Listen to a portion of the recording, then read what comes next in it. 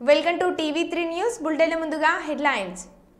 తంగలపల్లిలో ఇంటికి నిప్పు పెట్టిన ఇంటి యజమాని.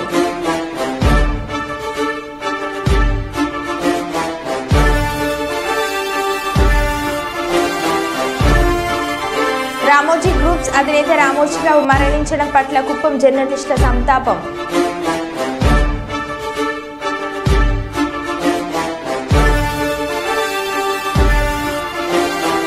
ఉస్మానియా యూనివర్సిటీ ఆర్ట్స్ కాలేజ్ భవనంలోని ఎస్బీఐ ఏటీఎంలో నాగుపాము.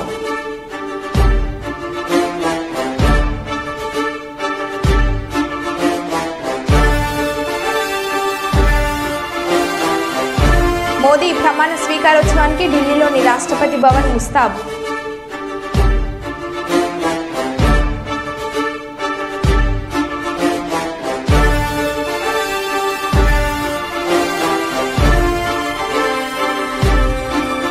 నీట్ ఎగ్జామ్ స్కామ్, తమకు న్యాయం చేయాలంటూ విద్యార్థుల ఆందోళన.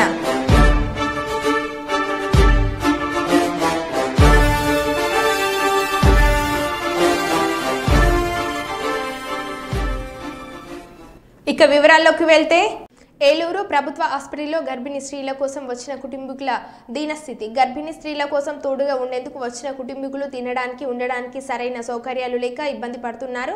గర్భిణీ స్త్రీలు మొన్నటి వరకు ఉన్న ఎండలకు ఉండలేక ఉక్కపోతతో ఇబ్బందులు పడుతున్నారు. అనగానే వెంటనే స్పందించిన కొత్త ఏసీలను ఏర్పాటు చేసిన జిల్లా కలెక్టర్ ప్రసన్న వెంకటేష్ ఈ విషయంలో కూడా శ్రద్ధ తీసుకుని వారికి సరైన ఏర్పాట్లు చేస్తానని ప్రజలు కోరుకుంటున్నారు.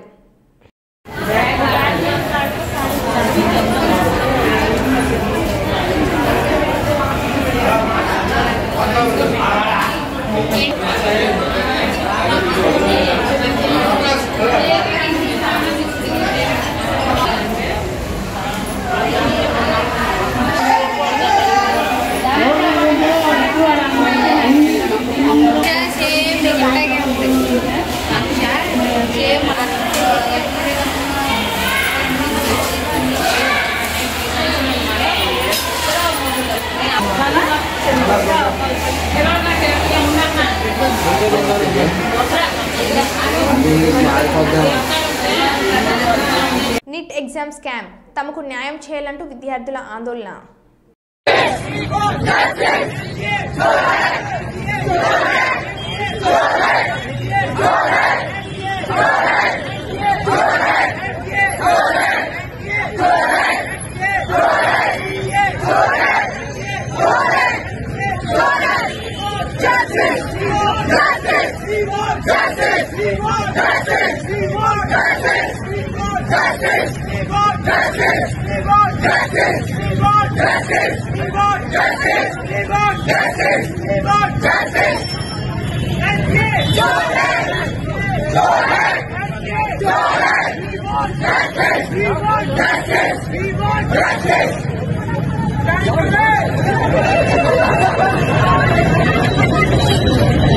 గ్రూప్ 1 ప్రిలిమినరీ పరీక్ష అభ్యర్థులు ఆదిలాబాద్ జిల్లా కేంద్రంలోని పరీక్ష కేంద్రాలకు చేరుకుంటున్నారు. నిమిషం నిబంధన అమలుతో పాటు వరుస సూచన నేపథ్యంలో గంట ముందుగానే అభ్యర్థులు పరీక్ష కేంద్రానికి చేరుకున్నారు. ఈ మేరకు పోలీస్ సిబ్బంది అభ్యర్థులను క్షుణ్ణంగా పరిశీలించి పరీక్ష కేంద్రంలోకి అనుమతించారు.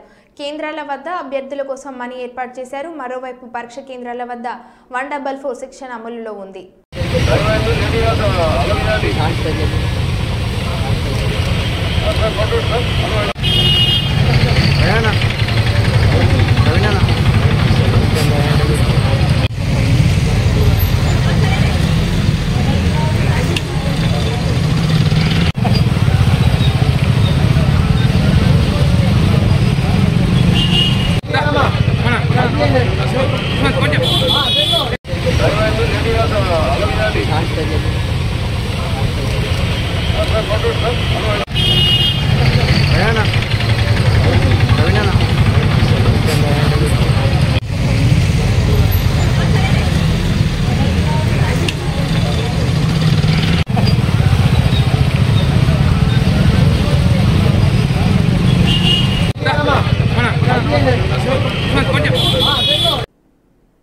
తెలంగాణ ఎస్బీఐ ఏటీఎంలో నాంపాము.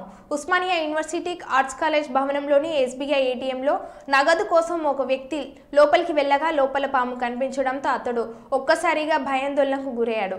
ఇది గమనించిన విద్యార్థులు సిబ్బంది అప్రమత్తమై పామును చెట్ల పొదల్లో వదిలేశారు. ఆర్ట్స్ కాలేజ్ ఏటీఎంకు వచ్చే విద్యార్థులు అప్రమత్తంగా ఉండాలని సిబ్బంది సూచిస్తున్నారు.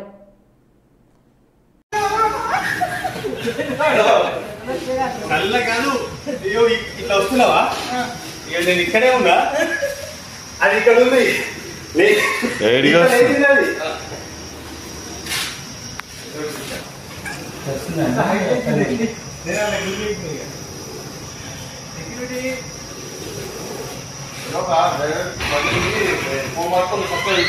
వెళ్ళిపోతున్నా నేను, వెళ్ళిపోగా ఇది ఇక్కడే ఉంది. నేను చూడట్లే, అలా కనబడట్లే. అది ఇంత లేచింది, పుట్టింది కొంచెం అయితే నాకు అవుతుండే.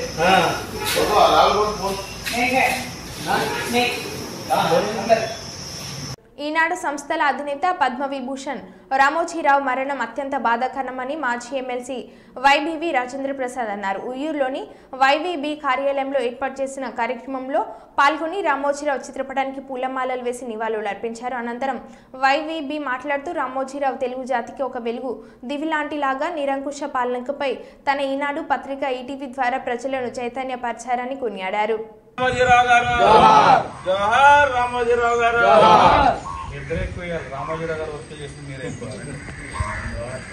జోహార్ రామోజీరావు గారు, జోహార్ రామోజీరావు గారు, జోహార్ రామోజీరావు గారు. అమర్ రహే రామోజీరావు గారు, అమర్ రహే చెరుకూరి రామోజీరావు గారు, అమర్ రహే రామోజీరావు గారు, అమర్ రహే రామోజీరావు గారు. జోహార్ రామోజీరావు గారు, జోహార్ రామోజీరావు గారు, జోహార్ రామోజీరావు గారు, జోహార్ రామోజీరావు గారు, జోహార్ రామోజీరావు గారు. అమర్ రహే రామోజీరావు గారు, అమర్ రహే రామోజీరావు గారు, అమర్ రహే రామోజీరావు గారు, జోహార్ రామోజీరావు గారు. ఈరోజు ఈనాడు అధిపతి ఉషోదయ సంస్థల యొక్క వ్యవస్థాపకులైనటువంటి రామోజీరావు గారు మన మధ్యన లేరంటే చాలా బాధాకరం. తెలుగు జాతికి ఒక వెలుగు దివిటీలాగా తెలుగు జాతికి ఎప్పటికప్పుడు ఒక దిశానిర్దేశం చేస్తూ గత 5-6 దశాబ్దాలుగా ఆయన తెలుగు జాతికి అందించినటువంటి సేవలు అమోఘమైంది. సామాజిక స్పృహతో సామాజిక సమస్యల పట్ల ఆయన తన అక్షరంతో తన ఈనాడు పత్రిక ద్వారా ఈటీవీ ద్వారా చేసినటువంటి ఉద్యమాలు, చేసినటువంటి పోరాటాలు, అలాగే రాష్ట్రంలో దేశంలో జరుగుతున్నటువంటి నిరంకుశ పరిపాలన మీద, నాయకుల మీద ఆయన చేసిన పోరాటాలు, రాజీ లేని విధానాలు అవి ఏనాటికి కూడా మరువలేవు.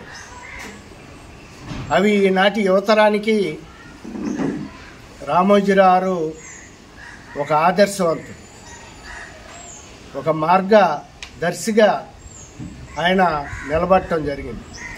ప్రత్యేకంగా నాకు రామోజీరావుతో ఓ వ్యక్తిగతమైనటువంటి అనుబంధం. ఆయనతో కలిసి సారా వ్యతిరేక ఉద్యమంలోనూ మద్య వ్యతిరేక ఉద్యమంలోనూ సుదీర్ఘంగా 5-6 సంవత్సరాలు 1990 ఆ సంవత్సరాల్లో కలిసి పోరాటం చేయటం జరిగింది. వావిలాల్ గోపాలకృష్ణ గారు, మల్లు స్వరాజ్యం గారు, రామోజీరావుల యొక్క నాయకత్వంలో ఆ రోజున ఉమ్మడి ఆంధ్రప్రదేశ్లో జరిగినటువంటి సారా వ్యతిరేక ఉద్యమం, మద్య వ్యతిరేక ఉద్యమం రామోజీరావు యొక్క ప్రోత్సాహం వల్ల, ఆయన యొక్క మార్గనిర్దేశంలో ఆ రోజున మేమంతా చేయటం జరిగింది. ఆ సందర్భంగానే హైదరాబాద్లో కానీ విజయవాడలో కానీ ప్రత్యేకంగా మా స్వస్థలం కృష్ణా జిల్లా ఉయ్యూరు గ్రామ పంచాయతీలో మేము మద్య వ్యతిరేక సదస్సు పెట్టినప్పుడు ఆ రోజున రామోజీరావు గారు ముఖ్య అతిథిగా విచ్చేసి ఆయన ఇచ్చినటువంటి మా ఉయ్యూరు గడ్డ మీద నుంచి ఆయన ఇచ్చినటువంటి పిలుపు సారా వ్యతిరేక ఉద్యమం తర్వాత రెండో దశ అయినటువంటి మద్య వ్యతిరేక ఉద్యమానికి ఒక పిలుపులాగా అందుకొని ఉయ్యూరులో ఆ రోజున రామోజీరావు మేము నిర్వహించినటువంటి మద్య వ్యతిరేక సదస్సులో ఇచ్చినటువంటి పిలుపు రాష్ట్ర వ్యాప్తంగా దావానంలాగా వ్యాపించి పెద్ద ఎత్తున రెండో దశ ఉద్యమం. మోదీ ప్రమాణ స్వీకారోత్సవానికి ఢిల్లీలోని రాష్ట్రపతి భవన్ ముస్తాబవుతుంది. నేడు ఢిల్లీలోని అధికారులు నో ఫ్లై జోన్గా ప్రకటించారు. రాష్ట్రపతి భవన్ ప్రాంతంలో 3 అంచెల భద్రత ఏర్పాటు చేశారు. ఈ వేడుకకు ఇప్పటికే పొరుగు దేశాల అధినేతలు, విదేశీ ప్రతినిధులు, పారిశ్రామికవేత్తలతో పాటు సామాన్యులకు ఆహ్వానాలు అందాయి. ప్రమాణ స్వీకారం తర్వాత మోడీ వారణాసికి వెళ్లి ప్రత్యేక పూజలు నిర్వహించనున్నారు.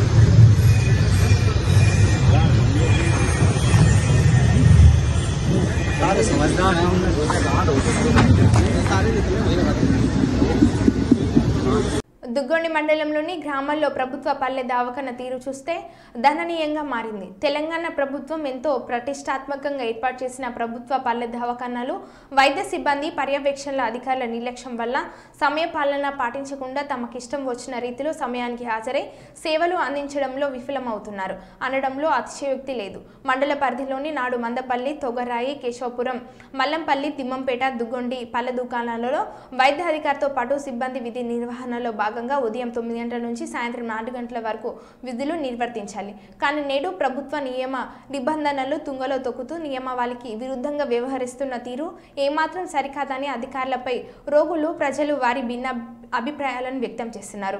దుగ్గొండి మండల కేంద్రంలో ఉన్న అన్ని గ్రామాలు వ్యవసాయ ఆధారిత కుటుంబాలు, రోజువారీ కూలీలు. వీరు అనారోగ్యం పాలైతే ప్రైవేట్ వైద్యశాలలో వైద్యం చేయించుకోవాలని పరిస్థితి. వైద్య సిబ్బంది సమయం పాటించకపోవడం, రోగులు ఆసుపత్రికి వెళ్లిన సందర్భాల్లో వైద్యుడు కానరాకపోవడం, వైద్యుడు లేని విషయంపై సిబ్బందిని వివరణ కోరగా సిబ్బంది ఇచ్చే వివరణలో డాక్టర్ ఇచ్చే వివరణలో వ్యత్యాసం పలు విధాలుగా ఉంటుంది. నిబంధనలను అతిక్రమించి తమ విధులకు రాకుండా చేసే పనులు, రిజిస్టర్ యథేచ్ఛగా హాజరు వేసుకోవడం, ఇదంతా అధికారుల పర్యవేక్షణలో జరుగుతుందా, వైద్యుల ఇష్టారాజ్యంగా నడుస్తుందా వారికి తెలియాలి. అధికారుల తీరు మార్చుకోకపోతే వైద్య సిబ్బందిపై స్థానిక జిల్లా వైద్య ఉన్నతాధికారికి, కలెక్టర్కు ఫిర్యాదు చేస్తామని ప్రజా సంఘాలు డిమాండ్ చేస్తున్నారు.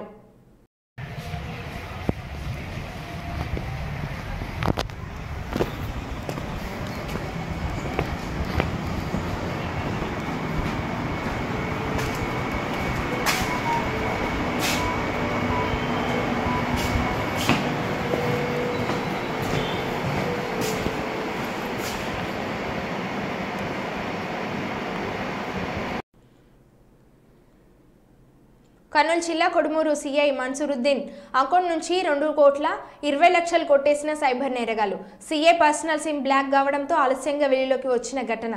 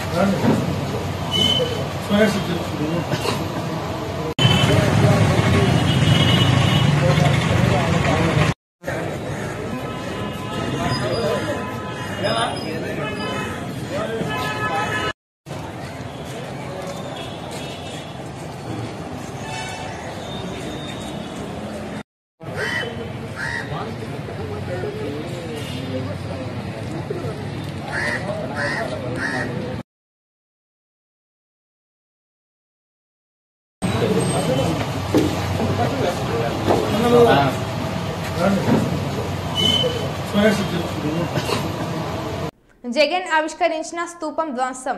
అమరావతి ప్రాంతంలో జగన్ పేదలకు సెంటు స్థలాలను కేటాయించారు. ఆ సమయంలో కృష్ణయ్యపాలెం శివార్లో శంకుస్థాపన చేసి నమూనా ఇంటితో పాటు స్తూపాన్ని ఏర్పాటు చేశారు. అయితే కొందరు గుర్తు తెలియని వ్యక్తులు ఏర్పాటు చేసిన స్తూపాన్ని శిలాఫలకాన్ని జేసీబీలతో ధ్వంసం చేశారు. ఈ విషయం ఆలస్యంగా వెలుగులోకి వచ్చింది. ఈ ఘటనపై వైసీపీ నాయకులు తీవ్రంగా మండిపడుతున్నారు.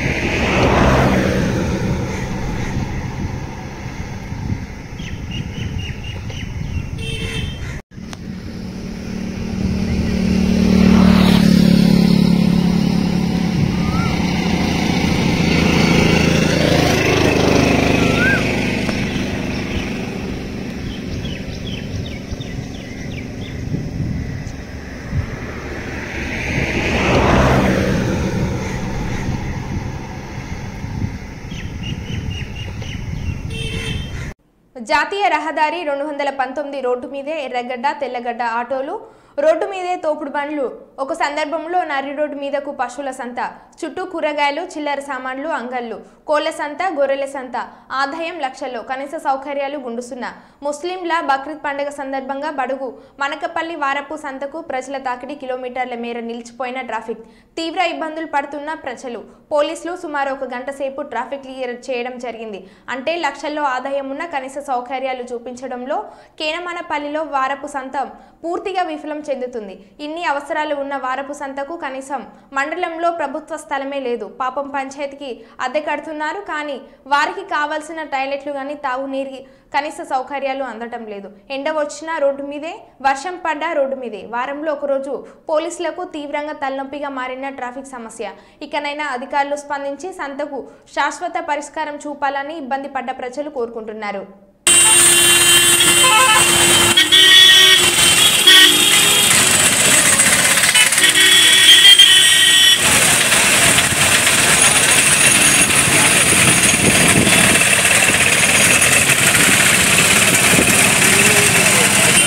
ప్రశాంతంగా ప్రారంభమైన గ్రూప్ 1 పరీక్ష.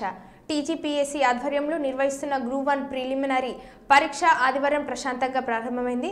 ఆదిలాబాద్ జిల్లా కేంద్రంలో గ్రూప్ 1 పరీక్ష కేంద్రాలు 18 ఏర్పాటు చేయగా ఉదయం నుంచి అభ్యర్థులు పరీక్ష కేంద్రాలకు చేరుకుంటున్నారు. ఇదిలా ఉంటే పరీక్ష సమయంలో దగ్గర పడడంతో పలువురు అభ్యర్థులు హుటాహుటిన పరిగెడుతూ పరీక్ష కేంద్రాలకు చేరుకున్నారు. మరోవైపు ఉదయం 10 దాటిన తర్వాత పరీక్ష కేంద్రాలను గేట్లను మూసివేశారు. गेट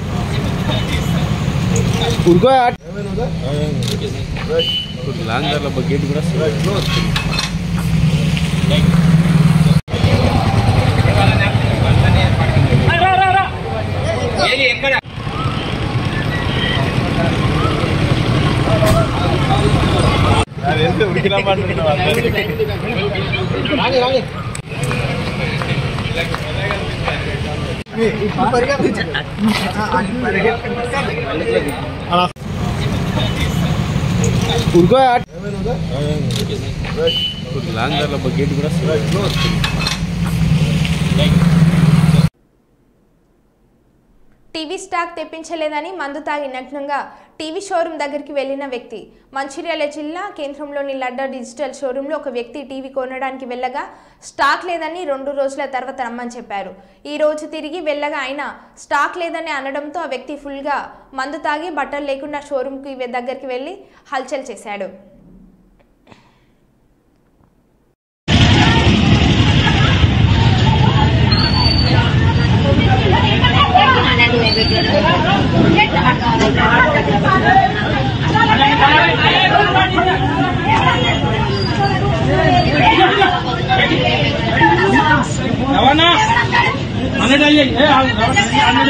చేశాను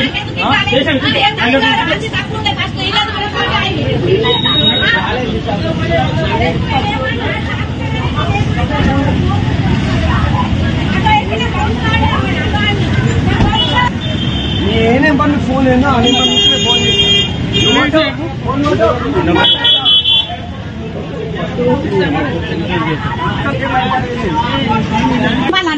ఏమైందమ్మా? ఏమైంది? ఆటో ఎక్కినా చెప్పి తప్పు కదా, మేము ఎట్లా తీసుకొని పోయేటోళ్ళం కదా, కొడతాను షాప్ స్టేషన్లో పెట్టదు. మీరేమనుకుంటారు?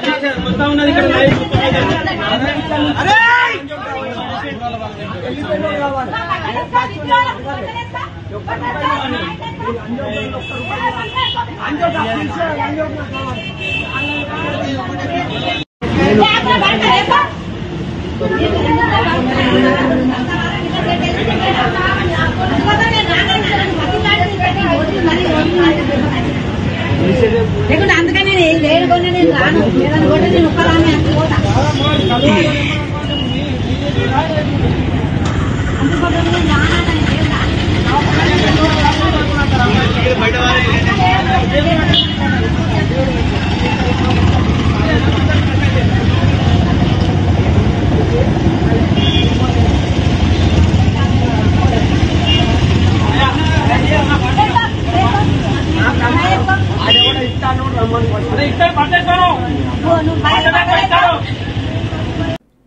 రామోజీ గ్రూప్స్ అధినేత రామోజీరావు మరణించడం పట్ల కుప్పం జర్నలిస్టులు సంతాపం వ్యక్తం చేశారు. ఈ సందర్భంగా కుప్పం పట్టణంలోని గాంధీ విగ్రహం వద్ద రామోజీరావు చిత్రపటాన్ని ఏర్పాటు చేసి నివాళులు అర్పించారు. ఈ కార్యక్రమంలో టీడీపీ ఇన్ఛార్జ్ మునిరత్నం మాట్లాడుతూ రామోజీరావు చేసిన సేవలను స్మరించుకొని వారు కొనియాడారు. సినీ రంగంలోనూ రామోజీరావు తనదైన శైలిలో ముద్ర వేసుకున్నారని పేర్కొన్నారు. ఈ కార్యక్రమంలో జర్నలిస్టులు మరియు పలువురు టీడీపీ నేతలు తదితరులు పాల్గొన్నారు.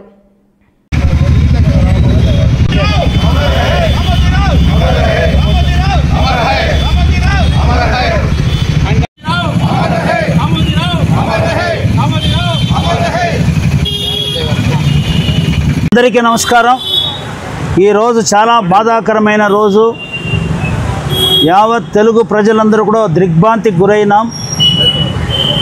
మన దేశం గర్వించదగ్గ తెలుగు బిడ్డ, పద్మవిభూషణ్, అనేక అవార్డుల గ్రహీత, నిత్య కృషివలుడు, ఒక ఆదర్శమైనటువంటి వ్యక్తి మన రామోజీరావు గారు చనిపోవడం చాలా బాధాకరం. ఆయన జీవితం మనందరికీ కూడా ఆదర్శం. ఎందుకంటే కొంతమంది మహానుభావులు వాళ్ళు ఒక సాధారణ వ్యక్తులుగా జన్మించి వాళ్ళు స్వయం కృషి ద్వారా అనేక రంగాల్లో కూడా రాణించి ఒక సమాజానికి మార్గదర్శకంగా నిలిచినటువంటి వ్యక్తులు. నందమూరి తారక రామారావు గారు కానీ, డాక్టర్ బిఆర్ అంబేద్కర్ కానీ, మహాత్మా పూలే కానీ, అదేవిధంగా నారా చంద్రబాబు నాయుడు కూడా వాళ్ళందరూ ఒక చిన్న రైతు కుటుంబంలో జన్మించి వాళ్ళు స్వయం కృషితో ఆ రోజు రామోజీరావు గారు కృష్ణా జిల్లా గుడివాడ పక్కన ఒక కుగ్రామంలో జన్మించినటువంటి వ్యక్తి.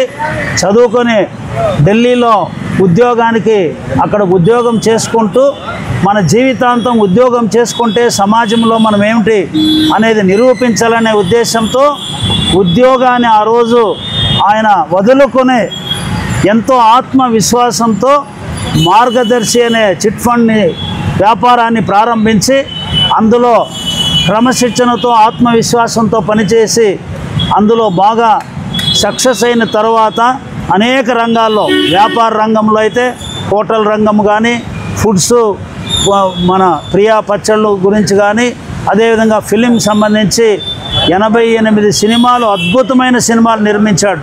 ఆయన ఒక నిర్మాతగా ఒక ఫిలిం డెవలప్ చేసేటువంటి ఒక ఇంటర్నేషనల్ స్థాయి ఒక ఫిలిం సిటీని నిర్మించి గిన్నీస్ బుక్లో రికార్డ్ పొంది యావత్ భారతదేశం గర్వించదగినటువంటి ఆ రామోజీ ఫిల్మ్ సిటీ స్థాపించినటువంటి వ్యక్తి రామోజీరావు గారు.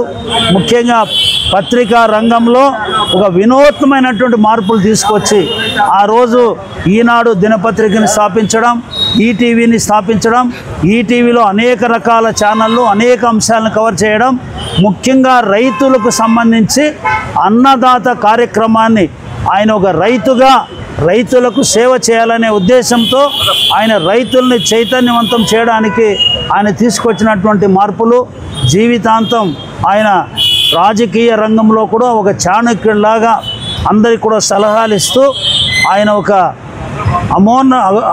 ఔన్నత్యమైనటువంటి వ్యక్తిగా ఎదిగినాడు. ఆయన అందరూ కూడా మనకు మార్గదర్శకంగా ఉంటారని చెప్పి తెలియజేస్తూ ఆయన మరణానికి మనము తీరని లోటు.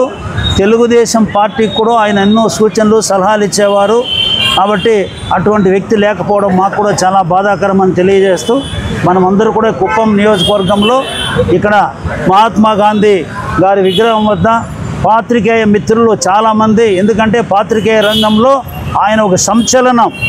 అనేక మంది వేలాది మంది ఈరోజు ఉద్యోగంలో ప్రతి ఒక్క నియోజకవర్గంలో ఆయన తరఫున ఈరోజు జీవనోపాధి కానీ వాళ్ళు ఉన్నారు.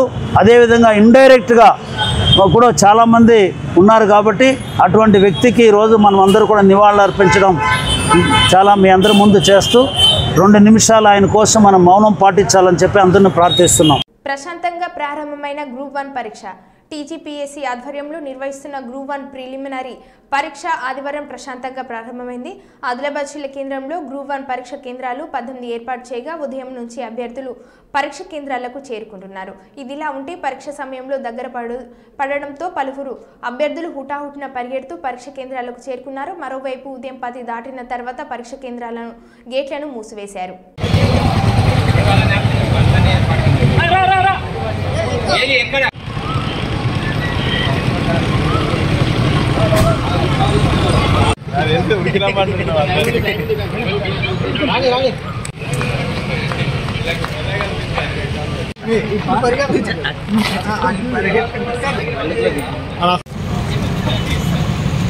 उनको गेट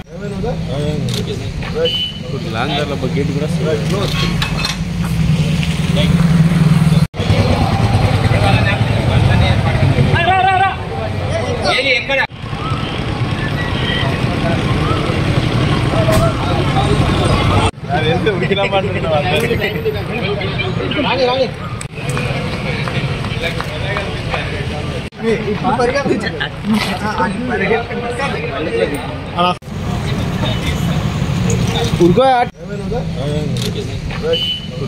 उनको गेट కూడా మరో బులెటిన్ మళ్ళీ కలుద్దాం. Stay tune.